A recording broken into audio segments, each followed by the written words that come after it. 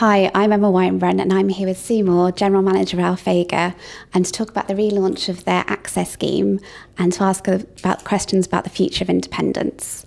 So you've just relaunched your access scheme and you're including a few more offers than you had before. Could you talk us through what else you'll be offering independents? Yeah, I think I'd like to start just with giving an overview of what we've done and why we did it, because in the past we had two basic membership levels.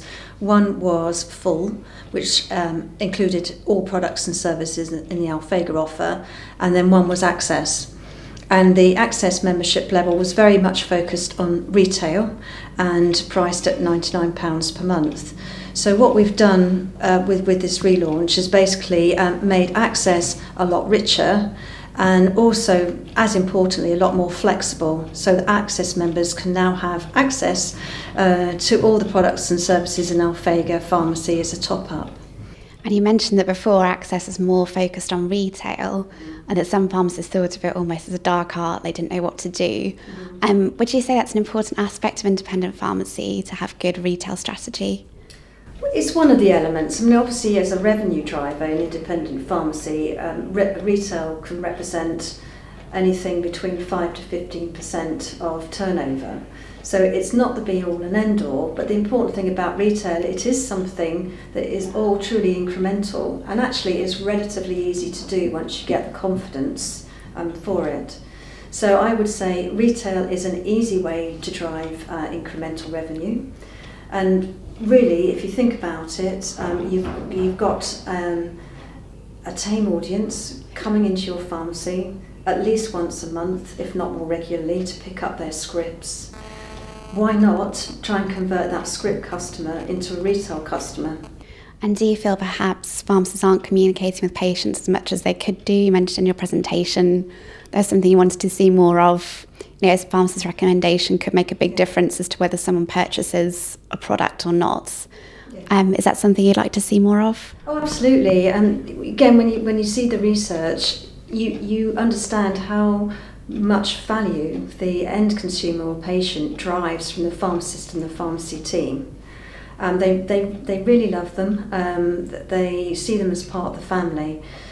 When you actually look, when they recommend something, 99% of times that customer will buy it and they're happy with it. Unfortunately, only 45% of times is there a recommendation. So in 55% of times, there is none.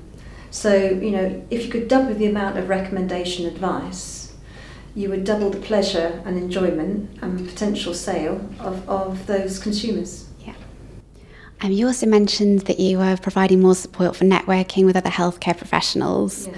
And it was really important now, so if they didn't do that, they might not survive in the future. Why do you think that's so important now especially? Well, I think with all the legislation that's going on and the changing government agenda, one thing is for sure, the pharmacist can't operate in isolation. He's part of a network of healthcare professionals, and he needs to work really hard at a local level, having the same share of voice as everybody else. And what would you say, if you had to name one thing as the main priority for independence, what would you say that was for the future?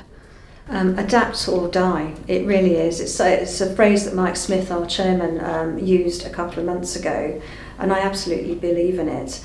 There's so much change going on, and pharmacists really do need to engage.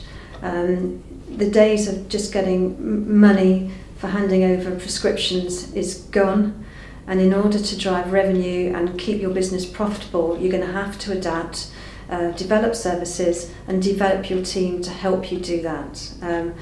Get engaged, and whether it's through Alphega or anywhere else, you can't stand still. That would be my message. Okay. All right, well, thank you. Thanks. Thanks.